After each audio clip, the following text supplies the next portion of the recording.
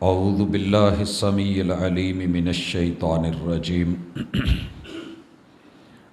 رب اشرح لی صدری ویسر لی امری واحلل عقدۃ من لسانی یفقہوا قولی۔ حاضرین مجلس، احباب گرامی، اللہ رب العزت کا بہت بڑا احسان ہے کہ اس رب نے مجھے اور آپ کو انسان بنایا ہے۔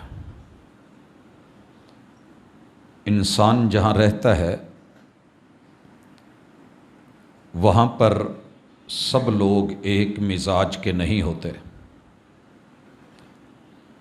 مختلف سوچیں، مختلف اذہان، مختلف تصورات اور خیالات کا اسے سامنا کرنا پڑتا ہے۔ بسا اوقات انسان بہت اچھا ہوتا ہے لیکن ماحول اچھا نہیں ملتا، تو وہ اپنے آپ کو مجبوراً حالات کے حوالے کر دیتا ہے۔ ایسا کیا کیا جائے کہ معاشرے میں رہتے ہوئے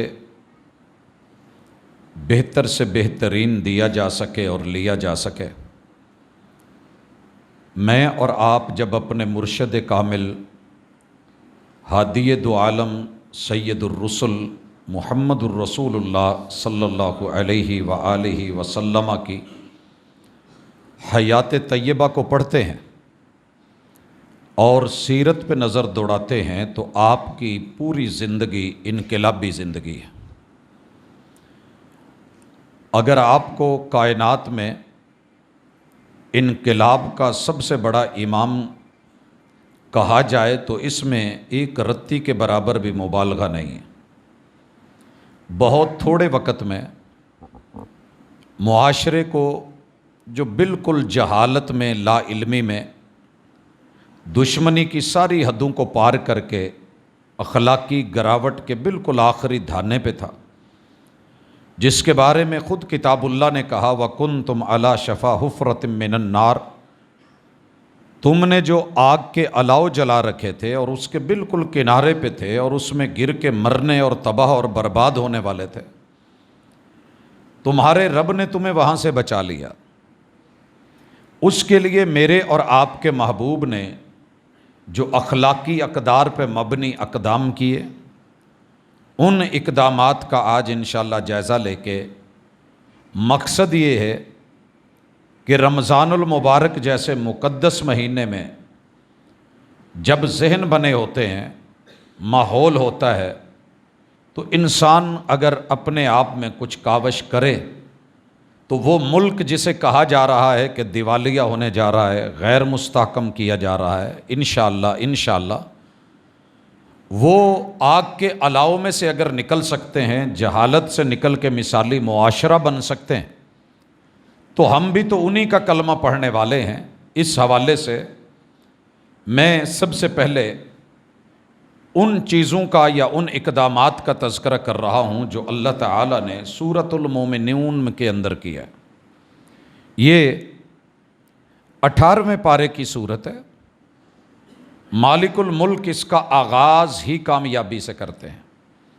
قد افلح المؤمنون، بڑے یقین اور وثوق کی بات ہے، کامیابی کی بات ہے کہ اللہ تعالیٰ نے مومنوں کو کامیابیاں عطا کر دی ہیں۔ یہ نہیں کہا کہ مومنوں کو کامیاب کر دے گا، کہا کہ مومنوں کے لیے کامیابیاں لکھ دی گئی ہیں، کامیاب ہیں یہ لوگ۔ اب یہ جو ایمان کا لفظ ہے اس میں اصل امن ہے۔ جس معاشرے میں امن نہیں ہوتا وہ مستحکم نہیں ہو سکتا، وہاں کاروبار اچھے نہیں چلتے، وہاں لین دین کے اندر امن نہیں، دوسرے کے اوپر اعتبار نہیں، اعتماد نہیں۔ تو سب سے پہلے امن اور اس سے ایمان۔ ایمان کی جو 6 بنیادیں ہیں، جس بندے کو رب نصیب کر دے، یہ بندہ اپنے آپ کو اندر سے بھی بدلتا ہے اور باہر سے بھی تبدیل کرتا ہے۔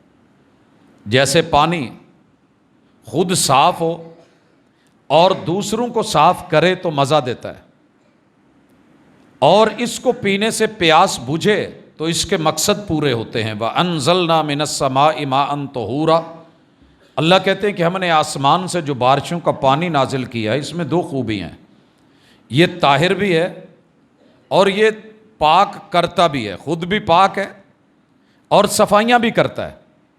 تو میرے پیغمبر علیہ الصلاۃ والسلام نے سب سے پہلے جسم سے پہلے بھی روح کی صفائی فرمائی ہے، اسے ہم کہتے ہیں تزکیہ، پاکیزگی، طہارت، جسمانی طہارت بھی اور روحانی پاکیزگی بھی۔ روح پاک ہوگی تو انشاءاللہ وہ جسم کو بھی پاک رکھنے کے اوپر آمادہ کرے گی، وگرنہ بڑے بڑے صاف ستھرے کفر کے اندر مبتلا لوگ، نہانے والے، پرفیوم لگانے والے، سوٹڈ بوٹڈ، لیکن روح پاک نہیں ہوتی یا اس کی طرف وہ چل نہیں سکتے، اور یہ 6 ارب کی نفری ہے۔ لیکن جب روح پاک ہو جائے، میرے پیغمبر نے ایسا انقلابی قدم، فاران کی چوٹی پہ پہلا جملہ ہی یہ بولا، قولوا لا الہ الا اللہ تفلحوا وتملک العرب والعجم۔ کامیابی لینی ہے تو جعلی 2 نمبر خدا اور بڑھاوے، یہ جو رب کی جینون فرنچائز پہ قبضہ کروا کے تم نے بٹھا رکھے ہیں، ان کو ہٹا کر کے ایک اللہ کی حاکمیت کو مان لو، ایمان لے آؤ، تم کامیاب ہو۔ بھائیو، تاریخ گواہ ہے، جب جب حاکم وقت نے، جسے اونٹ چرانے نہیں آتے تھے،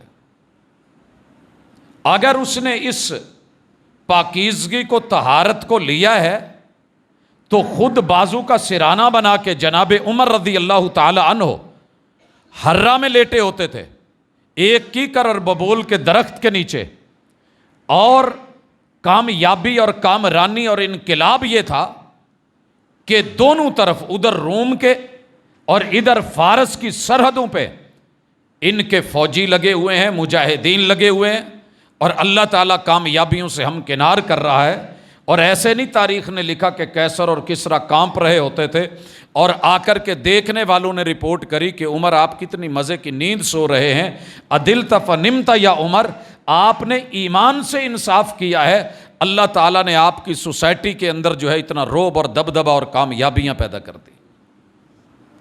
تو ایمان کی ایک اپنی خوبی ہے، جیسے سونا مٹی میں رہ کے مٹی نہیں ہوتا، ایسے ہی مومن جتنے مرضی برے معاشرے میں ہو، یہ پہلے سے بھی زیادہ نکھرتا ہے۔ اور میرا ماننا ہے، جتنے ہم یہاں مسلمان اسلامی جمہوریہ پاکستان میں اپنے آپ کو مسلمان سمجھتے ہیں، اس یورپ کے اندھیروں میں رہنے والے، جہاں ظلم ہے، کفر ہے، اور سب سے بڑا ظلم شرک کا ظلم ہوتا ہے۔ انسانوں کو جتنا مرضی انصاف دے دیں، جو بندہ رب کے ساتھ انصاف نہیں کر سکا، وہ بندوں کے ساتھ انصاف اس کا کسی کام کا نہیں ہوتا۔ یہ ایک پہلو ہے، جتنا نکھار ان مسلمانوں میں ہے شاید ہمارے اندر نہ ہو۔ یہ بات یاد رکھیے کہ جب ہر ٹیبل پہ پینے کو شراب میسر ہو اور پانی کی جگہ بھی وہ ملے، وہاں بندہ اپنے آپ کو بچائے تو مزہ تب ہے، نہیں مل رہی صوفی اللہ ہوئے ایک اور بات ہے۔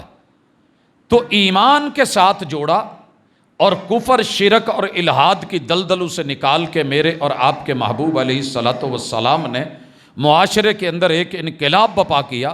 بے شک ہجرت کے وقت بڑے تھوڑے سے تھے، اور بدر میں جاتے ہوئے 313 تھے، مگر ان 313 نے جو انقلاب برپا کیا تھا، وہ میرے مرشد نے ریت کے ٹیلے پہ، وہ پہاڑ جو بدر کے ہیں، پیچھے سجدہ کر کے ایک جملہ بولا تھا، اور وہ جملہ کمال کا تھا، اللہ یہ میں نے تیار کیے ہیں، یہ مٹھی میں آ سکتے ہیں، ان کی گردنیں دبوچی جا سکتی ہیں، لیکن اگر آج ان کو ختم کر دیا گیا تو پھر دنیا میں تیرا نام کون لے گا، یہی تو تیرے ہیں۔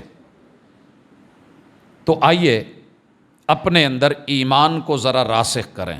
مومن تو ہم ہیں، دعویٰ تو ہے، لیکن وہ ایمان جو معجزے دکھاتا ہے، وہ ایمان جو تبدیلیاں لاتا ہے، اور وہ ایمان جو یہ کہتا ہے کہ محبوب ہم سے یہ امید نہ رکھنا جو امید موسیٰ علیہ السلام کی قوم نے توڑی تھی، اذهب انت وربک فقاتلا انا ہاہنا قاعدون، ہم نے اگر آپ کو ہجرت کے لیے کہا ہے، تشریف لائے ہیں، جان مال عزت آبرو کی اگر ہم نے ذمہ داری اٹھائی ہے، آپ ہمیں حکم دے کے دیکھیے سمندروں میں بھی گھوڑے اتار دیں گے، اور پھر اتارے گئے۔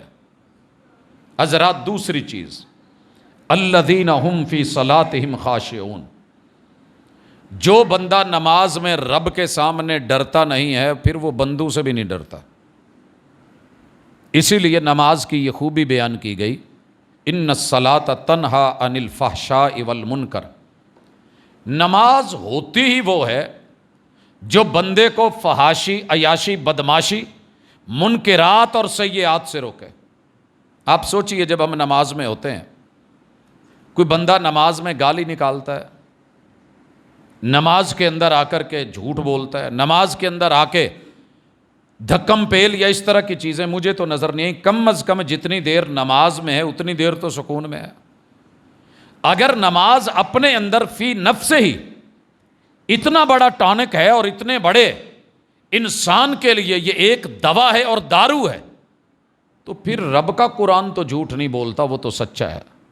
وہ نمازیں جو انقلاب بپا کر دیتی تھی، جو ہلا کے رکھ دیتی تھی، ہم نے آج سے کچھ ملاقاتیں پہلے ذکر کیا تھا کہ یہ جو دن کو گھوڑے کی پیٹھ پہ سوار ہوتے تھے، یہ راتوں کو جب مسلح پہ چڑھتے تھے تو دشمن دیکھ کے مسلمان ہو جاتے تھے کہ یار یہ جو دن کو ڈرتے نہیں، کسی سے گھبراتے نہیں ہیں، جن کے بچے بھی شیروں کی طرح میدان میں اترتے ہیں، جو تھوڑی تعداد میں آتے ہیں اور چھا جاتے ہیں، جو مردانہ وار لڑتے ہیں اور اس یقین سے لڑتے ہیں زندہ رہے تو غازی، مر گئے تو شہید۔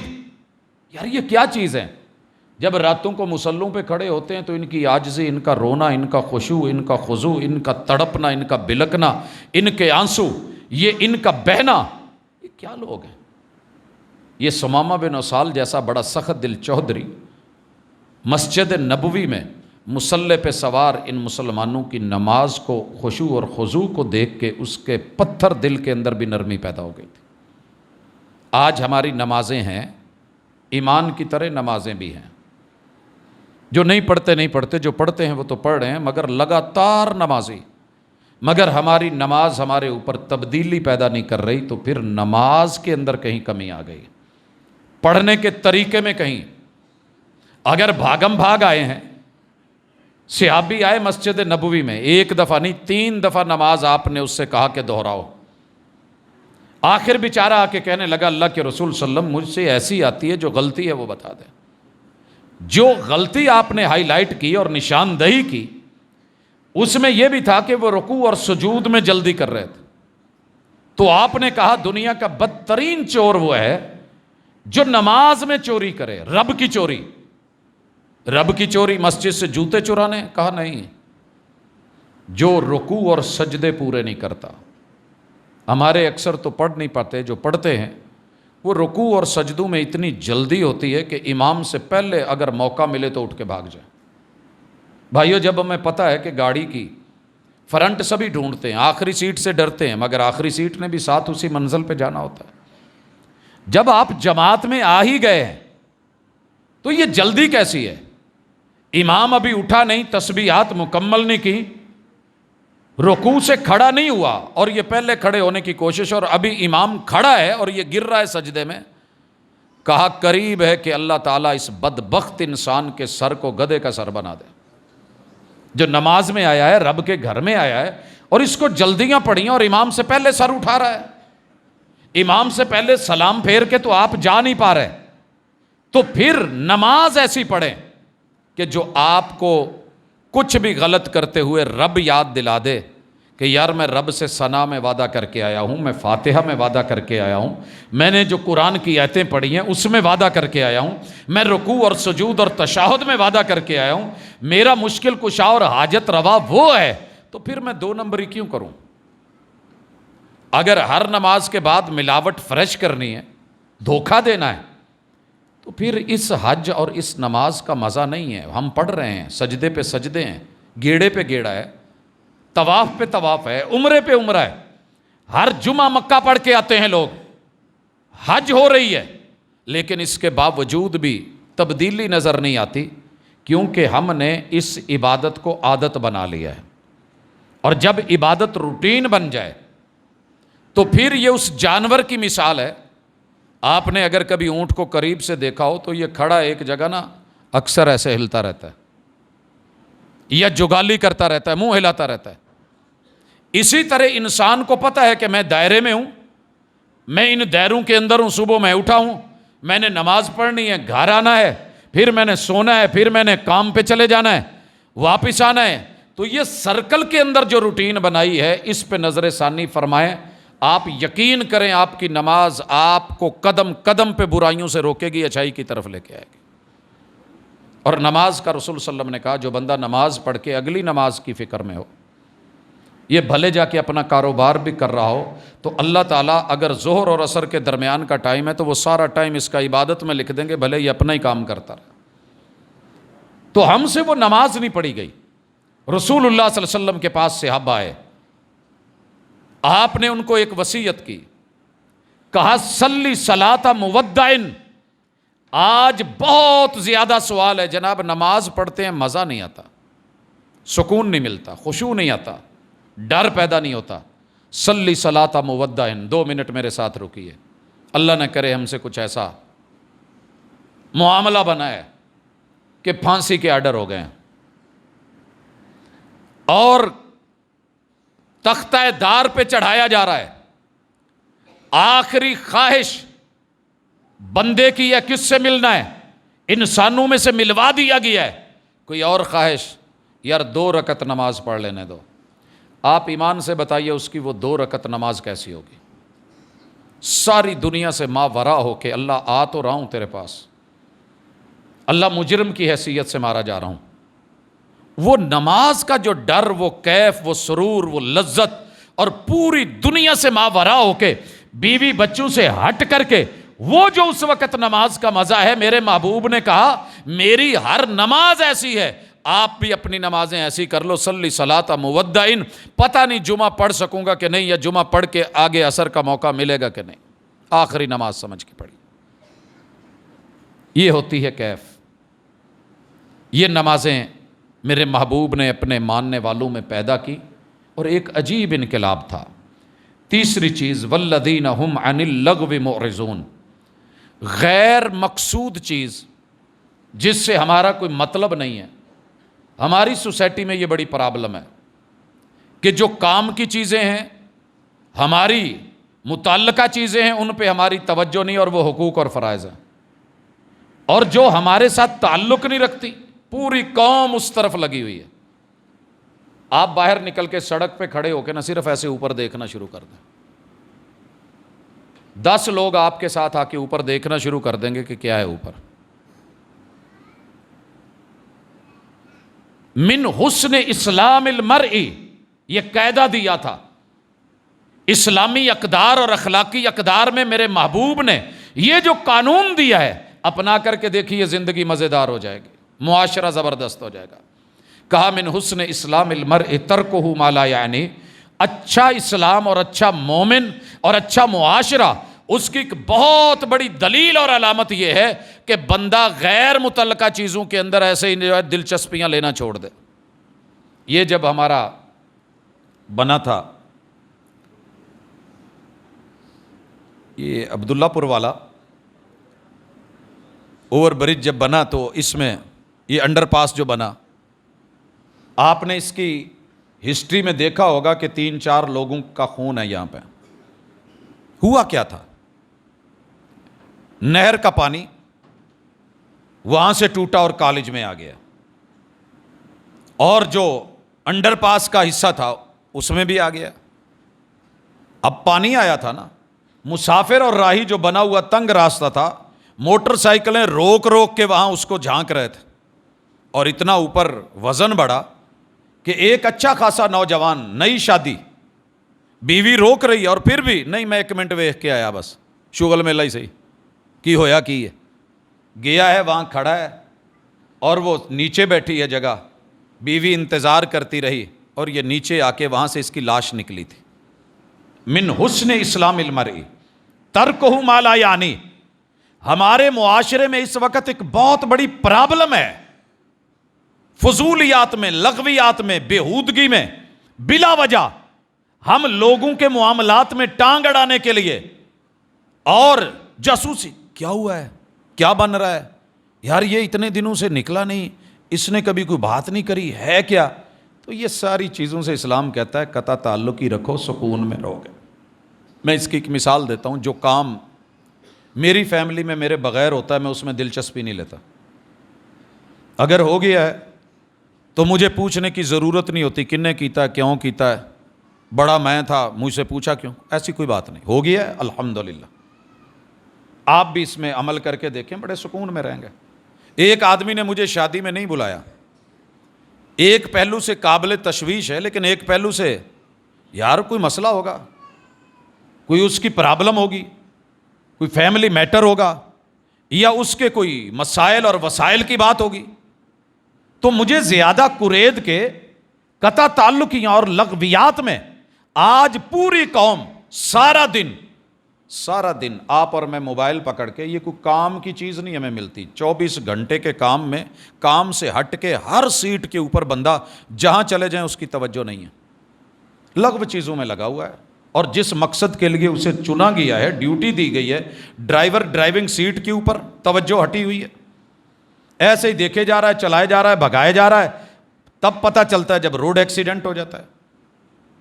میں سانگلے میں ایک پیٹرول پمپ پہ رک کے کہنے لگا کہ یار یہ پیٹرول ڈال دیں، 3 دفعہ بولا ہے، اور وہ آدمی موبائل میں لگا ہوا ہے، اور وہی ہوا کہ اس نے آخر ڈیزل ڈال دیا۔ یعنی توجہ کہاں ہے؟ وہ ایسے نہیں، مثال تو سکھوں نے بنائی تھی، لیکن ہے ہم سب کی ایک ہی حالت اس معاملے میں، ہم سارے سیکھنے کے مرحلے میں ہیں۔ باپ نے بھیجا کہ جا مجھ چوک لیا، اور وہ جا کر کے کٹے کے نیچے بیٹھا ہے، پھر باپ نے پیچھے سے 4-5 پھینکی موبائل کے اندر۔ بھائی لغو چیزیں، فضول چیزیں، لا یعنی چیزیں جن کا مقصد ہی نہیں ہے، جن سے کوئی فائدہ ہی نہیں ہو رہا، صرف وقت گزاری اور ٹائم پاس، لوگ کبھی یہ میلہ، کبھی وہ شو، کبھی ادھر کبھی ادھر، کبھی گپ شپ، کبھی پوری رات کہے، کبھی بائکر بن کے، کبھی یوٹیوبر یعنی کہ جو منہ میں آئے کہے جائیں گے اور بولے جائیں گے، ہر بات کہنے والی نہیں ہوتی، میرے مصطفیٰ نے سکھایا۔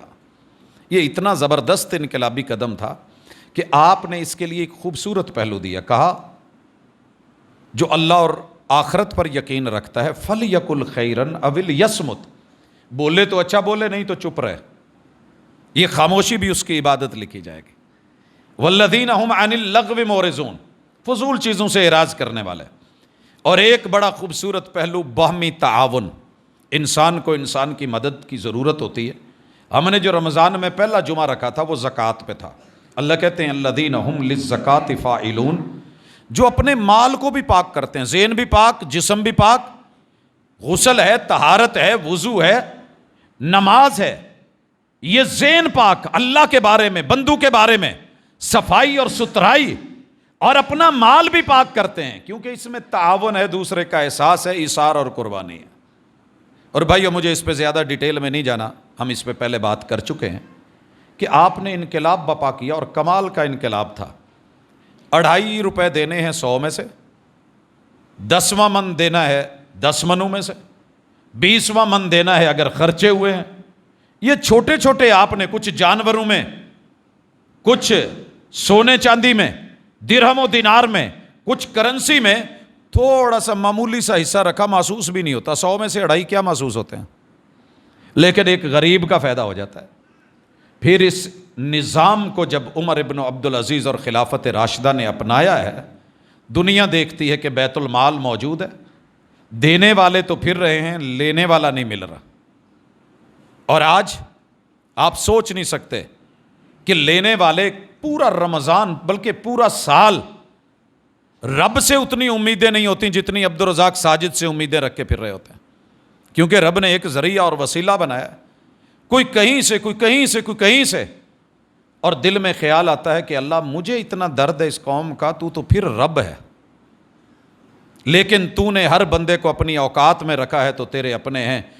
بڑے کو دے کے چیک کر رہا ہے، امیر کو، امتحان ہے، آزمائش ہے، کیا کرتا ہے، دیتا ہے کہ نہیں، اور غریب سے چھین کے نہ دے کر کے بھی تو اس کی آزمائش کر رہا ہے کہ شکر کرتا ہے یا شکووں پہ اترتا ہے۔ تو یہ زکوٰۃ کا سیٹ اپ، بیت المال کا سیٹ اپ، اس نے اسلام کو جو ایک تبدیلی کا عنصر دیا تھا اور اخلاقی اقدار پیدا کی تھی، وہ منظر دیکھیے کیسا ہوگا۔ پتہ چلا دیہات میں ایک بدو کو کہ یہ ہمارے امیروں سے پیسے لے کے غریبوں کو دیتے ہیں، اسے زکوٰۃ کہتے ہیں۔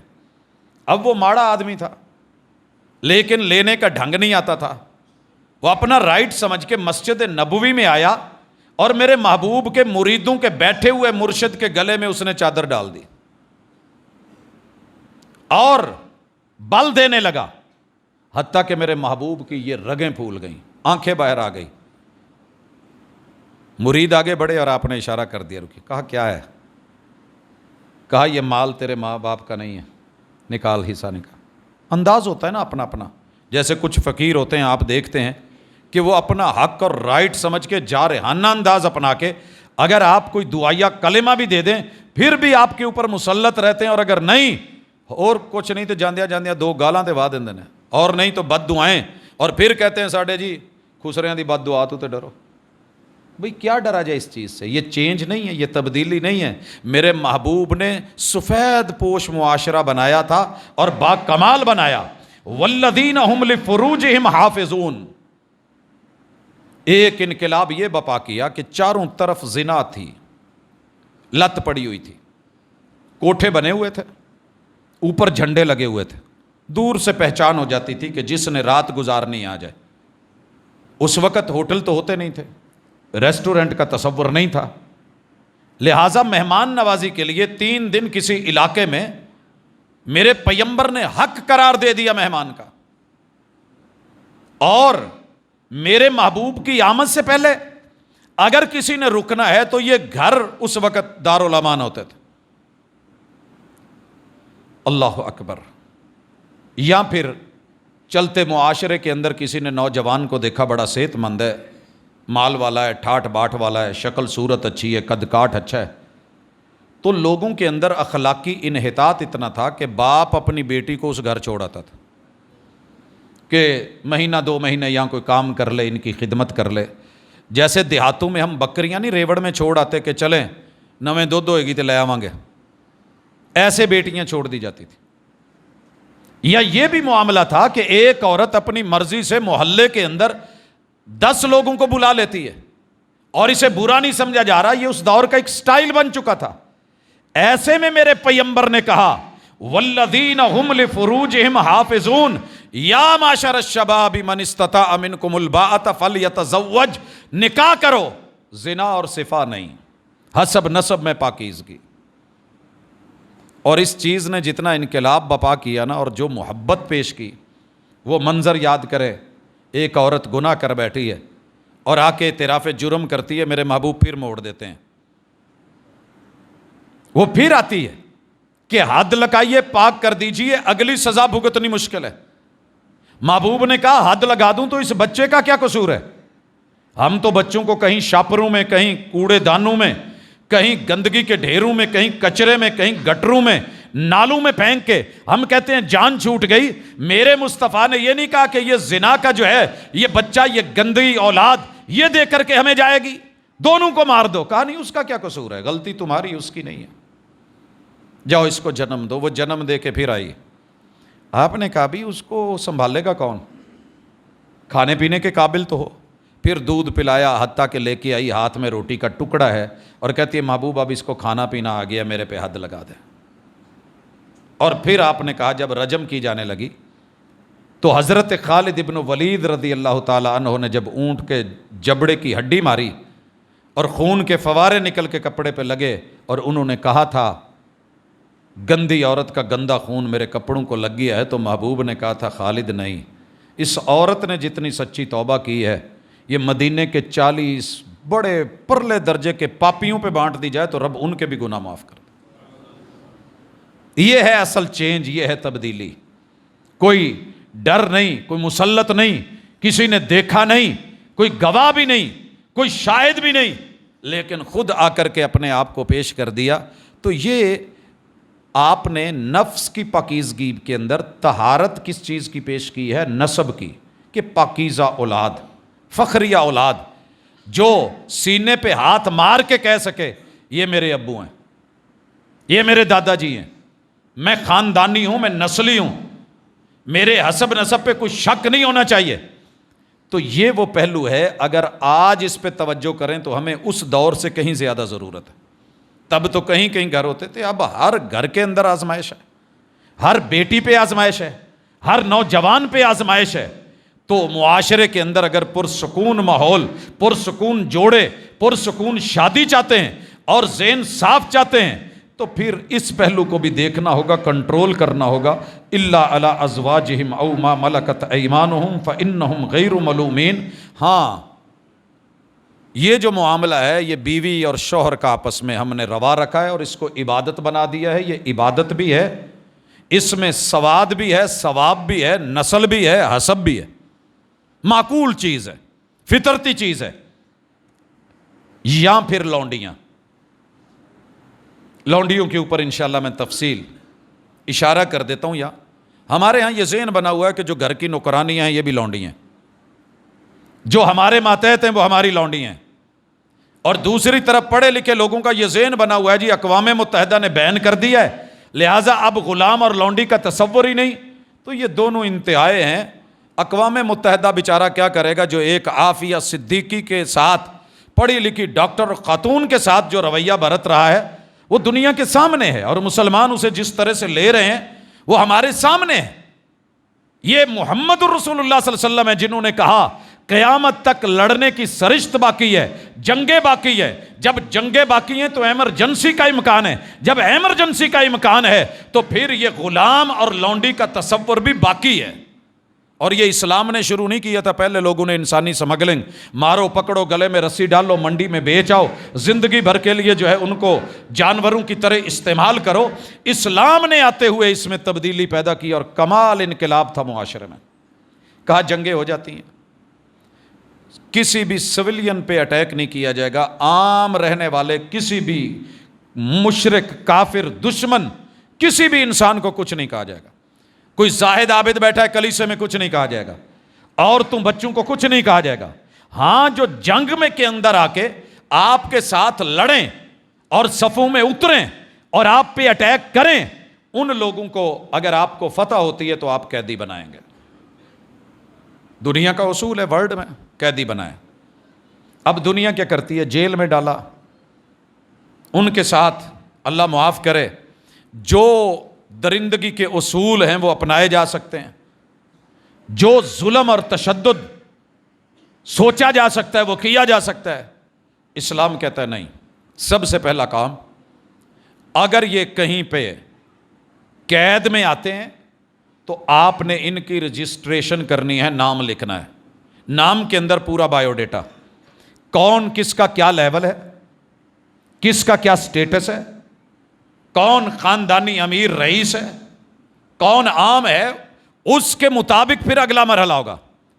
اب جس جگہ یہ قیدی آئے ہیں، ماں اور بیٹا اکٹھے ہیں، ان کو الگ نہیں کیا جائے گا، اور اگر الگ ہیں تو ان کو فوری ملوا دیا جائے گا. وہ واقعہ یاد کریں جب عورت چھاتیاں اس کی دودھ سے ٹپک رہی تھیں اور وہ بھاگے ہوئے آ کے بچوں کو پکڑا اور سینے سے لگایا، تو میرے محبوب نے وہاں کہا تھا جو بندہ ماں اور بیٹے کو الگ کرے گا قیامت کے دن رب کبھی بھی اسے اپنوں سے نہیں ملنے دے گا، قید کے اندر بھی. اور اگر میاں بیوی ہیں دونوں قید ہو کے آئے ہیں تو ان کے باقی لوازمات اپنی جگہ، لیکن ان کے اس تعلق کو ختم نہیں کیا جائے گا، اسے وہ سہولت دی جائے گی. اب اگلا مرحلہ یہ نہیں کہ جس نے جو پکڑی اور جو ہے اس کے بعد سوچ لیا کہ زنا، صفا اور اس کے ساتھ ریپ کرنے کا نام یہی لونڈی ہے. نہیں، رجسٹریشن ہوگی، جب ہو جائے بایو ڈیٹا اکٹھا ہو گیا کون کیسے ہے، اس کے مطابق فوجیوں میں سے، مجاہدین میں سے، اس سوسائٹی میں سے، مسلمانوں میں سے پوچھا جائے گا کون ہے جو اس کی 4 چیزوں کی ذمہ داری اٹھاتا ہے. 4 چیزیں، جیل میں نہیں، جس ماحول میں رہتے ہو اس ماحول میں رکھو، جس گھر میں رہتے ہو اس گھر میں رکھو، جس فضا میں رہتے ہو اس فضا میں رکھو، جون سا کھانا کھاتے ہو وہ کھانا انہیں کھلاؤ، جون سا لباس پہنتے ہو وہ لباس ان کو پہناؤ. ہے پوری دنیا میں کوئی ایسا انقلاب کہ جو ایک قیدی کے ساتھ اتنا حسن سلوک؟ بیٹے کو، اولاد کو الگ نہیں کرنا، شوہر اور بیوی ہیں الگ نہیں کرنا، یہ 4 حقوق دینے ہیں اور اسی معاشرے میں سروائیو کروانا ہے. اب یہ کرنے کے بعد اگلی چیز، اگر وہ اکیلی ہے تو اسے یہ بھی پوچھا جائے گا کہ اس کا جسمانی رائٹ اور حق بھی اس کی ذمہ داری آپ لیتے ہیں؟ وہ کہتا ہے جی ٹھیک ہے، میری بیوی بچے ہیں، ضروریات ہیں، تو میں اس حق کو بھی لیتا ہوں. تو یہ اس کو رجسٹرڈ کر کے نومینیٹ کر دیا جائے گا، اور یہ نکاح کے قائم مقام ہے. جیسے ہم نسبت کر دیتے ہیں بیٹی کی بیٹے کی، اور پھر کہہ دیتے ہیں ایجاب اور قبول، تو یہ ایجاب اور قبول کا الٹرنیٹ ہے متبادل. اب اس کے بعد اگلا مرحلہ، ایک بندہ کہتا ہے جی میں اس کو چھت بھی دیتا ہوں، گھر بھی دیتا ہوں، رہائش بھی دیتا ہوں، بستر بھی دیتا ہوں، کھانا بھی دیتا ہوں، لباس بھی دیتا ہوں، لیکن مجھے جسمانی طور پہ ضرورت نہیں ہے. تو اسے معاشرے میں یوں کھلا نہیں چھوڑ دیا جائے گا جب تک کہ اس کا بندوبست نہیں کیا جائے گا کہ اس کی جسمانی ضرورت کے لیے، اولاد کی ضرورت کے لیے اسے متبادل کوئی بندہ نہیں دیا جاتا. بے شک وہ کہیں اور گلی میں ہے، کسی اور جگہ پہ ہے، تو ان دونوں کو وہ حق اور رائٹ دیا جائے گا. اور اب آگے سنیے، کہا کہ بہتر یہ ہے کہ باندی رکھنے کی بجائے، نوکرانی رکھنے کی بجائے، لونڈی رکھنے کی بجائے اس کو آزاد کر دو، آزاد کر دو. اگر وہ کلمہ پڑھ لے نکاح میں لے آؤ. سیدہ زینب کو، زینب ہی نام تھا، نہیں سیدہ صفیہ رضی اللہ تعالیٰ عنہ، آپ نے انہیں آزاد کر کے مسلمان ہوئیں تو پھر نکاح کیا تھا، نکاح میں لے آئے. اگر آپ سے کوئی گناہ ہو گیا ہے، کوئی جرم ہو گیا ہے، تو کہا تحریر و رقبہ، لونڈی کو، غلام کو آزاد کر دو. کتنا خوبصورت سسٹم ہے، کتنا پیارا سیٹ اپ ہے. اگر آپ آزاد کر دیتے ہیں یہ زیادہ بہتر ہے، ترجیح دلائی. تو یہ ہے وہ لونڈی کا سسٹم. اس پہ خیر تفصیلی میں ابھی بات نہیں کر سکتا کیونکہ میرا موضوع اور ہے. والذین هم لاماناتهم وعہدہم راعون، میرے پیغمبر نے ان لوگوں کو جو وعدہ وفا نہیں کرتے تھے، جو امانتوں میں خیانت کرتے تھے، ان کو ایسا امین بنا دیا، ایسا امین بنا دیا کہ آپ سوچ بھی نہیں سکتے، سوچ بھی نہیں سکتے. یار حیرانی کی بات نہیں ہے کہ پورا بیت المال بھرا پڑا ہے اور کسی کو پتہ ہی نہیں کہ اس طرف جو ہے وہ نظر دوڑا کے چوری بھی کرنی ہے. اور اگر کسی نے یہ اٹیک کرا ہے، آئے تھے کچھ لوگ ارینا قبیلے کے، مدینے میں کچھ دیر رہے، واچ کرتے رہے، پیٹ ان کے خراب ہو گئے، تو رسول اللہ صلی اللہ علیہ وسلم نے ان کو، صحیح بخاری کی روایت ہے، علاج کے لیے اونٹوں کے باڑے میں بھیج دیا. بیت المال کے اونٹ تھے، یہ وہاں چلے گئے. انہوں نے دیکھا اونٹ کافی سارے ہیں اور ان کا نگران صرف ایک ہے. کہنے لگے بڑا ایزی ہے، چونکہ اس معاشرے میں تھے، گھٹی میں یہ چیز بسی ہوئی تھی. تو انہوں نے اس کو پکڑ لیا. گرم سلاخیں وہاں گرم نہیں کرنی پڑتی، لوہا عام روٹین میں ہمارے موٹر سائیکل کی سیٹ کی جو پلاسٹک کی حالت ہوتی ہے وہ آپ دیکھتے ہیں، وہ تو پھر لوہا تھا. انہوں نے اس کو پکڑ کے اس کی آنکھوں میں سلائیاں پھیر دی اور اس کو جسم کے مختلف حصوں کو کٹ لگائے اور ہرے میں تڑپتا ہوا چھوڑ دیا. اونٹ لے کے بھاگ گئے. رسول اللہ صلی اللہ علیہ وسلم کو خبر ہوئی تو آپ نے وہ نہیں کیا جو ہماری پولیس اور ہمارے ہاں سپاہ اور یہ مقتدر قوتیں کرتی ہیں، کہ الٹا جو ہے جس کی چوری ہوئی ہے، جس کا نقصان ہوا ہے، وہ بیچارہ پھنس جاتا ہے اطلاع کر کے، یا کیس کا رخ موڑنے کے لیے اچھا آپ کی کوئی دشمنی ہوگی، کوئی وہ مسئلہ ہوگا، یہ ہوگا. ایسا کچھ نہیں کیا، سیدھا سیدھا ڈائریکٹ پیچھا کروایا ہے، پکڑوائے ہیں، لائے گئے ہیں. اور دہشت گردی کا یہ واقعہ پہلا تھا مدینے میں. مخالف سمجھ سے ان کی ٹانگیں اور پاؤں کاٹے گئے، جیسے انہوں نے سلائیاں پھیری تھی، آنکھوں میں گرم سلائیاں پھیری گئی، اور ویسے ہی تڑپتا ہوا اسی ہرے میں جہاں ساری بجری اور روڑی پڑی ہوئی ہے وہاں پھینک دیا گیا. جیسے وہ تڑپ تڑپ کے اللہ کو پیارا ہوا، ایسے اس کو پانی بھی مانگتے تھے، نہیں دیا گیا. اس کے بعد مدینے میں پھر کبھی دہشت گردی نہیں ہوئی. یہ تھا انقلابی قدم. ہم چوروں کو ڈھیل دیتے ہیں، ڈاکوؤں کو موقع دیتے ہیں، ان کو شیلٹر دیتے ہیں اور ساتھ کو آ کے بتاتے ہیں. کئی دفعہ ایسے ہوا ہے، ہم موٹر وے پہ گاڑی کہیں کوئی مسئلہ بنا رک گئے تو فوری طور پہ پولیس والے دوست احباب آئے اور کہنے لگے جی جلدی کریں، یہاں پہ 1 to 5 والے لوٹ لیتے ہیں. ہم نے کہا جی اگر وہ لوٹ لیتے ہیں تو آپ کس، جی ہم نے آپ کو بس بتا دیا، ہماری ذمہ داری ختم، ہم اتنا کہہ سکتے. آپ سوچ نہیں سکتے کہ اس سے بھی آگے آگے بہت کچھ ہوتا ہے. ہمارے ہاں کئی دفعہ ایسے ہوا ہے کہ پولیس کی وردی میں باقاعدہ ڈاکے.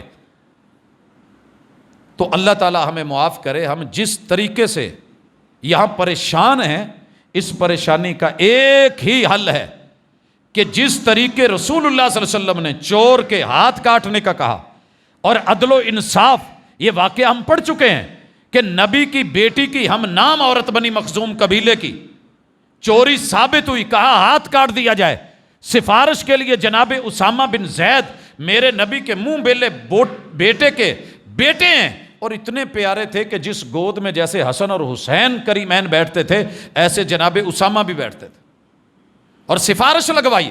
آپ نے کیا کہا تھا؟ لو ان فاطمہ بنت محمد سرقت لقطعت یدہا، اگر میں آج چیف جسٹس ہوں تو جو قوم کی بیٹیوں کے لیے فیصلہ ہے، اگر یہ کام میری بیٹی نے کیا ہوتا تو میں اپنی بیٹی کے لیے بھی یہی فیصلہ کرتا۔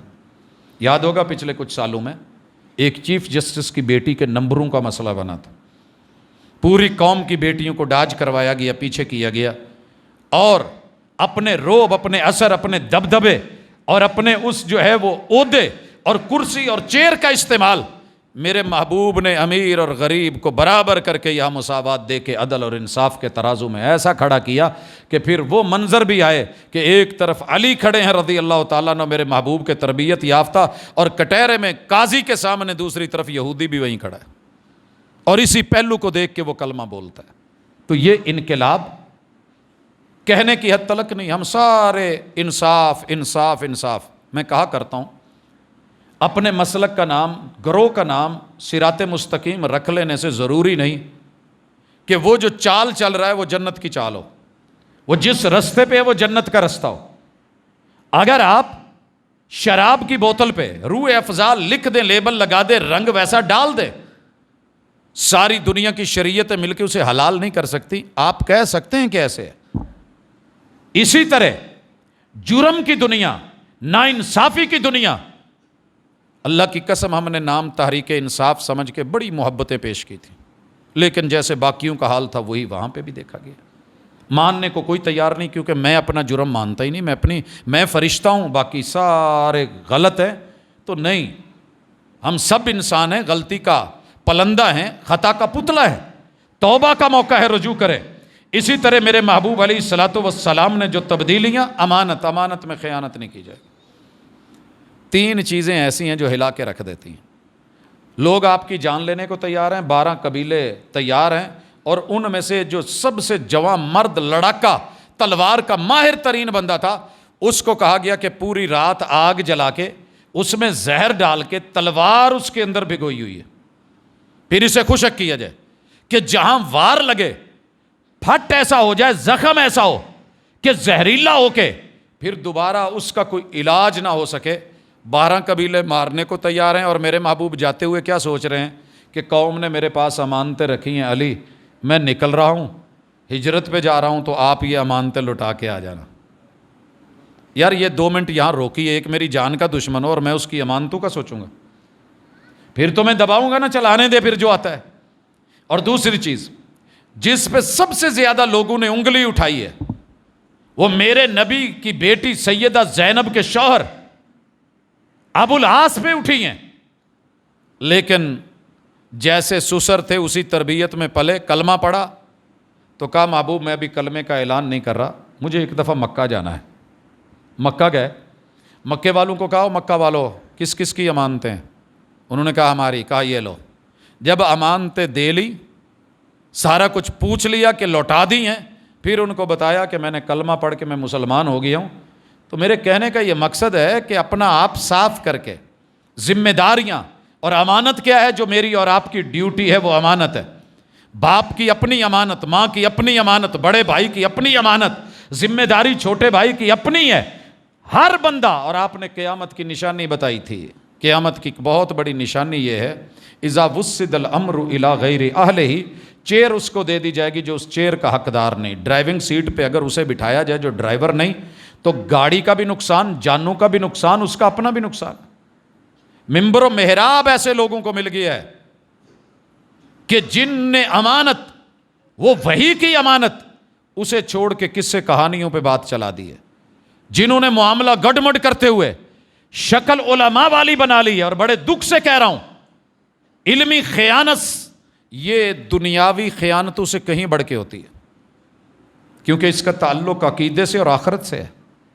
کتنے لوگ ہیں جو اس وقت علماء کے روپ میں ہیں مگر عالم نہیں ہیں، عالم نہیں ہے، ایک ہے گاڑی بھگا لینا، ریس دے لینا، شوخیاں دکھا لینا، ون ویلنگ کر لینا، لیکن ڈرائیونگ کیا ہے کہ مشکل ترین ماحول کے اندر اگر ٹائر بلاسٹ ہو گئے ہیں تو آپ نے بریک لگانی ہے یا صرف آپ نے سٹیئرنگ کو کنٹرول کرنا ہے، اعصاب کے اوپر توجہ دینی ہے؟ یہ چیزیں لوگ آج نہیں سمجھ رہے۔ رمضان میں تو بالخصوص جتنے اداکار ہیں ان کو بھی عالم کے روپ میں پیش کر دیا جاتا ہے، وہ جی ان کا چونکہ سوسائٹی کے اندر ایک نام ہے، ایک شہرت ہے، چلیں لوگ ان کو دیکھنے آئیں گے، اسی بہانے یہ ہوگا وہ ہوگا۔ اور بے شمار ایسے لوگ کہ جن کا علم سے کوئی تعلق نہیں ہے، لیکن اہل علم کے اندر نفرت پیدا کرنے کے لیے اور ان کے اندر شکوک و شبہات کو وہ والی فضا پیدا کرنے کے لیے بیٹھے ہیں۔ تو میں اللہ سے ایک دعا کیا کرتا ہوں، اللہ زندگی میں کبھی مجھے کسی عالم کے روپ میں کسی صوفی کے متھے مت لگانا۔ اور یہ میں کئی دفعہ اس کا اظہار کر چکا ہوں، اور بڑے اپنے آپ کو عاجزی میں گرا کے، میں کوئی فاخرانہ لب و لہجے میں نہیں، دعائیہ انداز ہے کہ اللہ کسی علم کے روپ میں، عالم کی شکل میں کسی جاہل صوفی کے متھے مت لگانا۔ اور یہ بہت زیادہ ہیں اس وقت جو دنیا کو لیڈ کر رہے ہیں، اور قیامت کی نشانی ہے کہ وہ لوگ آگے آ جائیں گے جو جاہل ہوں گے، عالم کہلائیں گے، جہالت کو پھیلائیں گے، خود بھی جاہل، لوگوں کو بھی جاہل اور گمراہ کریں گے، خود بھی گمراہ۔ دلیل کے لیے وہ ایک روایت ہی کافی ہے جس نے 99 بندے مار کے توبہ کے لیے بھاگ دوڑ کی تھی، اور لوگوں نے بتایا کہ فلاں عالم ہے، چلا جا، عالم تھا نہیں، صوفی بندہ تھا، زاہد بندہ تھا، عبادت کرتا تھا، تسبیح پکڑی ہوئی تھی، داڑھی رکھی ہوئی تھی، شکل مولویوں جیسی تھی۔ یہ اس کے پاس جا کے بیٹھ گیا کہ معافی مانگنی ہے، لیکن میں نے 99 قتل کیے ہوں۔ کہنے لگا توبہ توبہ توبہ توبہ، تیری معافی، اللہ تجھے معاف کر دے۔ ایک انسان کا قاتل پوری انسانیت کا قاتل ہوتا ہے، یہ کیا کر کے آیا؟ نہیں ہونی۔ تو اس نے اس کو بھی مار دیا کہ چلو 100 تو پورے ہوں۔ اب بتانا تو آسان ہوگا نا کہ میں نے سینچری کی ہوئی ہے۔ اسے مار کے پھر بھاگا، تڑپ ختم نہیں ہوئی، توبہ کے لیے فکر مند ہو کے گیا۔ اللہ نے کسی عالم سے ملوا دیا، اور اس عالم نے کہا کہ بھائی یہ تیرا اور تیرے رب کا میٹر ہے، گناہ گار تو ہے، وہ غفور الرحیم ہے، گناہ تیرے ہیں، وہ شرک معاف کر دیتا ہے، یہ تو پھر انسان کا قتل ہے۔ تو شرک سے بڑا تو گناہ نہیں، جب وہ معاف ہو سکتا ہے تو یہ کیوں نہیں؟ جا سچے دل سے توبہ کر، سوسائٹی چھوڑ، اور جس کمپنی میں رہتا ہے وہ لوگ چھوڑ، کسی پر امن جگہ کی طرف نکل۔ حدیث پاک میں آتا ہے رسول صلی اللہ علیہ وسلم نے کہا وہ نکلا، موت آ گئی تو اللہ تعالیٰ نے رحمت کے فرشتوں کو، جنت کے فرشتوں کو کہا کہ جاؤ اس کی روح جو ہے وہ قبض کرو، وہ لو اور اس کو لے کر کے آؤ، اس کی روح اچھی جگہ پہ۔ تو اہل علم، اہل دل، اہل نظر، یہ امانت ہے دین کی، اور دین سے بڑی امانت کوئی نہیں ہے۔ جو اس میں خیانت کرے، الا للہ الدین الخالص، اللہ کی قسم کھا کے دل کہتا ہے کہ کہہ دوں اگر یہ علمی خیانتیں نہ ہوتی تو آج فرقے نہ ہوتے، نہ ہوتا کوئی فرقہ۔ میرے نبی کے کتنے صحابہ ہیں، یہ بدری ہیں، یہ مہاجر ہیں، یہ انصار ہیں، لیکن یہ کہیں نظر نہیں آتا تھا کہ یہ ابو بکر کی سوچ رکھنے والا ہے، یہ جناب عمر کی سوچ رکھنے والا ہے، اور یہ جو ہے جناب عثمان کی سوچ رکھنے والا ہے، یہ حضرت علی رضی اللہ تعالیٰ عنہ کی سوچ، یہ ان کی فقہ پہ عمل کرنے والا ہے۔ خلفائے راشدین میں 4 بڑے نام تھے، لیکن انہوں نے ایسے نہیں کیا، انہوں نے ایسے نہیں کیا۔ کہیں کسی کا قول آیا بھی تو رسول صلی اللہ علیہ وسلم کی بات کو ترجیح دی گئی۔ تو اللہ کے لیے یہ فرقہ وارانہ، یہ خیانتیں ہیں، ان سے نکل کے کتاب و سنت کی امانت، اس امانت کو اللہ تعالیٰ نے پہاڑوں پہ پیش کیا، وہ ڈر گئی۔ توحید کی امانت، آسمان اور زمین گھبرا گئے، لیکن انسان نے قبول کر لی، لیکن بعد میں نبھا نہ پایا۔ تو اس کو نبھانا یہ بھی ایک بڑا اہم کام ہے۔ ان کو کہنے کے بعد اللہ تعالیٰ پھر کہتے ہیں والذین هم علی صلواتہم یحافظون، جو اپنی نمازوں کے محافظ، اولئک هم الوارثون الذین یرثون الفردوس ہم فیہا خالدون، یہ جہاں رہیں گے وہی جنت ہوگی۔ دنیا میں رہیں گے تو معاشرہ جنت نما، قیامت کو جہاں جائیں گے وہ ہم ان کا مسکن جنت بنا دیں گے۔ تو یہ موٹے موٹے کام رسول اللہ صلی اللہ علیہ وسلم نے کروائے۔ آگے چل کے اللہ نے سورہ فرقان میں بھی ذکر کیا وعباد الرحمن الذین یمشون علی الارض ہونا۔ یہ تکبر سے نہیں چلنا، ہمیں تھوڑا سا مال پیسہ آ جائے ہماری چال بدل جاتی ہے، پیدل چال میں بھی تکبر دکھتا ہے، بائک پہ ہوں تب تکبر ہے، گاڑی میں ہوں تب تکبر ہے، سیٹ پہ بیٹھے ہوں تب تکبر ہے، تو आजजी और नरमी और आहिस्तगी। व इदा खातबहुमुल जाहिलून कालू सलामा, ये जाहिल लोगों से फड्डे नहीं डालते, और अगर कोई जहालत का सबूत दे तो उसे अस्सलामु अलैकुम कहने की बजाय उसे कहते हैं या तू चला जा या मैं चला जाना यार, ਐਵੇਂ ਮੁਫਤ ਦਾ ਫੱਡਾ ਪਾਉਣ ਦੀ ਲੋੜ ਕੋਈ ਨਹੀਂ। ਜਦੋਂ ਤੈਨੂੰ ਗੱਲ ਦਾ ਪਤਾ ਹੀ ਨਹੀਂ, ਉਹ ਅੱਗੋਂ ਕਹੇ ਮੈਂ ਬਹੁਤ ਪੜ੍ਹਿਆ ਲਿਖਿਆ, ਮੈਂ ਆਲਮ ਹਾਂ, ਮੈਂ ਇੰਨੇ ਮਨਾਜ਼ਰੇ ਕੀਤੇ ਨੇ, हम हाथ जोड़ लेते हैं पाजी, असी हार गए तुसी जीते। कुछ नहीं होता ऐसे। वह इदा खातबहुमुल जाहिलून, अहले इल्म से बात करोगे, इमाम शाफी कहते हैं रहमतुल्लाह अलैह, जब भी किसी आलम से बात हुई तो अल्हम्दुलिल्लाह दलील के साथ उसने मेरी बात मानी है, और जब किसी जाहिल से बात हुई तो मैं हमेशा हारा हूं, मैं हमेशा हारा हूं। इमाम शाफी फरमा रहे हैं। तो इसलिए जहालत पे जहालत का सबूत, थोड़ी सी मोटरसाइकिल टकरा क्या गई, ਉਹ ਨਹੀਂ ਭੱਜੀ ਜਿन्हें एक दूसरे ਦੀਆਂ ਬੂਥੀਆਂ ਭੰਨ ਦਈ ਦੀਆਂ। यहाँ अक्लमंदी और दानाई का तकाजा है। कई दफ़ा लगी गाड़ियाँ, कहा बेटा कोई बात नहीं, इंसानों के स्पेयर पार्ट नहीं मिलते, किसी माँ बाप के कीमती बच्चे हो, ज़रा ख्याल से चला करो, गाड़ी भी बन जाएगी, चीज़ें भी बन जाएंगी, लेकिन यार तू कीमती है, ख्याल रख ज़रा अपना। तो ऐसे पता नहीं उतना नुकसान गाड़ी का नहीं जितना हम किसी इंसिडेंट और एक्सीडेंट में खुद अपना कर लेते हैं, कहाँ कहाँ चले जाते हैं। और ये जहालत कभी मर्द में और बीवी में, कभी वालिदैन और औलाद में, कभी उस्ताद और शागिर्द में, कभी बॉस में और कभी जो है मातहत लोगों में, कभी सीनियर और जूनियर में, 24 घंटे जहां लेनी है, अगर सबसे वाफर चीज़ मिल रही है तो जहालत मिल रही है। तो आइए, रोज़ा रखते हुए मेरे महबूब ने क्या कहा था, अगर कोई आपसे लड़ता भिड़ता भी है तो उसे कह दो इन्नी साइम। वैसे बताने की ज़रूरत नहीं रोज़ा, लेकिन अगर कोई बद तहजीबी का सबूत दे रहा है तो यार मैं रोज़े ना ला। अगर हया वाला हुआ तो रुक जाएगा, अगर फिर भी जो है तो फिर अल्लाह ही हाफिज़ है। हमारी सोसाइटी में तो माशाल्लाह 10 दफ़ा भी कह के देख लें, अच्छा मामा रोजे रख के फिर मेरे ते तो नहीं। इनकलाब मेरे महबूब ने जो बपा किया था उसमें यह भी था, वल्लदीना यबीतून लिरब्बिहिम सुज्जदन व क़ियामा।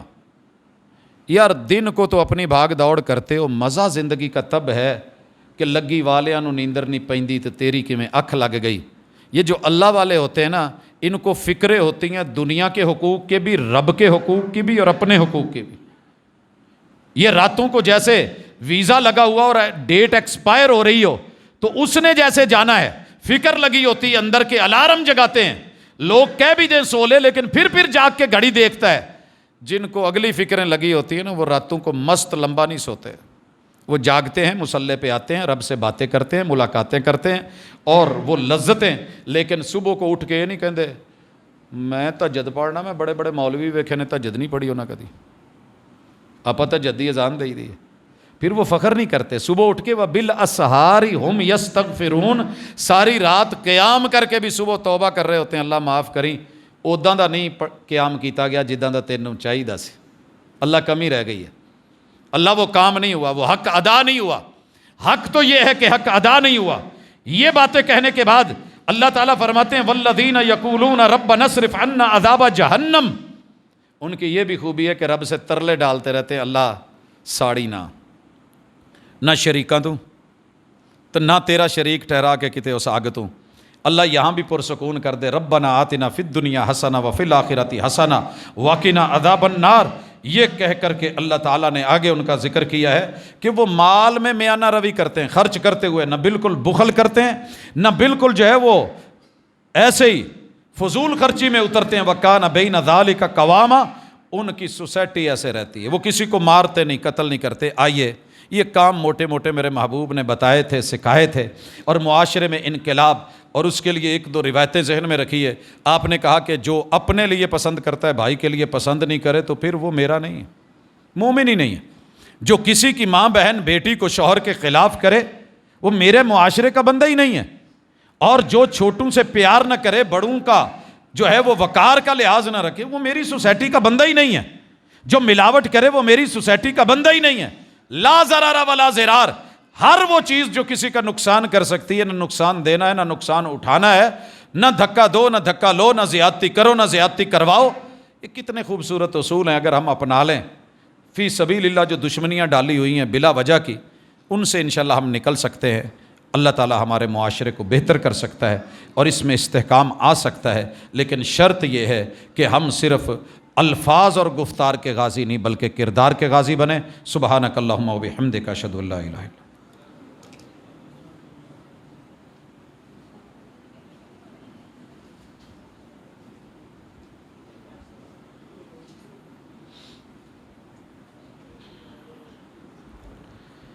إن الحمد لله نحمده ونستعينه ونستغفره ونعوذ بالله من شرور أنفسنا ومن سيئات أعمالنا من يهده الله فلا مضل له ومن يضلل فلا هادي له وأشهد أن لا إله إلا الله وحده لا شريك له وأشهد أن محمدا عبده ورسوله۔ احباب گرامی، جمعوں کے عنوان روٹین سے ہٹ کے کافی سارے احباب کا کہنا تھا کہ کوئی فضائل پہ بات کریں، تو فضیلتیں ہم نے اتنی سنی ہیں کہ فضیلتوں کے انجیکشن لگ لگ کے ہمیں یہ پتہ ہے کہ بس جس نے روزہ رکھا اس کا اجر اللہ نے دینا ہے۔ فضیلت ہم نے سنی ہوئی ہے، جو بندہ سبحان اللہ و بحمدہ سبحان اللہ العظیم پڑھے، لیکن ان فضیلتوں کے پیچھے پڑھ کے، عبادات میں پڑھ کے، جو بندوں کے ساتھ بندوں کا رائٹ اور حق ہے، جو حقوق اور فرائض کے سلسلے ہیں جن میں ہماری غفلت ہے، زبان سے، ہاتھ سے، دماغ سے، سوچ سے، اس طرف ہمارا دھیان ہی نہیں جاتا۔ تو کوشش یہ کی ہے کہ اپنی سیاست ہو، قیادت ہو، رشتہ داری ہو، لین دین ہو، تعلقات ہوں، خوشی غمی ہو، دکھ درد ہو، تو وہ والا احساس جو ایک بندے کے لیے میرے محبوب نے بندوں میں جگایا ہے، وہ اپنے اندر ذرا پیدا کریں، کیونکہ عبادتیں پھر بھی جاری و ساری ہیں، اگر نہیں ہے تو وہ بندوں کے حق نہیں مل رہے، ہر بندہ پریشان ہے۔ تو اس لیے اس طرح کے عناوین کو چنا گیا تاکہ ہمارے معاشرے میں وہ خوشبو آ سکے جو مرشد کے مثالی اور انقلابی معاشرے کے اندر تھی۔ کوشش کی ہے، اللہ تعالیٰ جو ہے برکت دینے والا ہے۔ آپ ہی کو اللہ تعالیٰ اولاد دیں، بیمار ہے تو میری دلی دعا ہے کہ میری بہن جو بیمار ہیں اللہ تعالیٰ ان کو صحت بھی دے، اولاد بھی صحت والی، عافیت والی دے۔ جتنے بیمار ہیں اللہ سب بیماروں کو سکون دے، چین دے۔ اور ہمارے اساتذہ عزیز و اقارب بہن بھائی جن کے نام میں نہیں لے سکتا وہ بھی، تو اللہ تعالیٰ آسانیاں اور رحمت فرمائے۔ میرے اپنے گھر کے اندر بھی کافی تکلیف ہے، اللہ تعالیٰ رحمت کرے اور اپنے کرم کا معاملہ کرے۔ اذهب الباس رب الناس واشف انت الشافی لا شفاء الا شفاؤک شفاء اللہ یغادر سقما۔ یہ ایک دو اعلانات ہیں کہ الخدمت خواتین کا ادارہ ہے، 11 بجے اس میں پروگرام ہے۔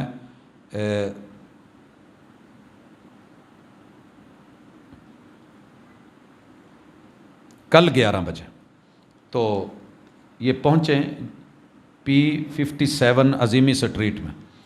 اسی طرح ایک اور داخلے کا اعلان ہے، دی نالج قرآن اکیڈمی نعمت کالونی نمبر 1 میں، تو یہاں پہ بچوں کو قرآن مجید کا حافظ اور اسکول کی تعلیم کا اہتمام ہے۔ تو دوست احباب اسے بھی نوٹ رکھیں، کل بروز ہفتہ جامع ابی بکر میں بھی درس قرآن ہے، 10 بجے قاری کلیم اللہ عاصم صاحب ساہیوال سے تشریف لا رہے ہیں۔ اسی طرح دوست احباب نے کافی سارے دیگر مسائل کے لیے بھی کہا ہے، لیکن انشاءاللہ میں ان کو انفرادی طور پہ ان سوالوں کے جواب دے لوں گا۔ اللہ تعالی ہمارا حامی و ناصر ہو۔ خصوصی دعا کیا کریں اپنے وطن عزیز کے لیے، صرف شکوے نہیں، پریشان ہیں ہم سارے، لیکن دعا ہمیں سکھائی گئی ہے۔ تو انفرادی دعا، غیب میں دعا اللہ رد نہیں کرتے بندے کی ہوئی، تو اپنے وطن کے لیے، لوگوں کے لیے، قوم کے لیے، بھلائی اور بہتری کے لیے اللہ سے دعا کریں۔ اور حکمرانوں پہ صرف جو ہے وہ تبصرے ہی کافی نہیں ہوتے، بلکہ ان کی اصلاح کے لیے دعا کہ اللہ ان کو، اللہ اتنی صلاحیتیں دی ہیں، مال پیسہ دیا ہے، موقع دیے ہیں، تو اللہ ان کو کوئی تھوڑی سی انسانیت دے کے انسانوں کے لیے بھی فکر مند ہونے کی کوئی ہمت اور کوشش دے کہ یہ کریں اور ٹرائی کریں اور ہمارا جو رائٹ ہے وہ ہمیں مل پائے۔ اگر ہم نے یہ دعائیں بھی چھوڑ دی تو پیچھے بچے گا کیا؟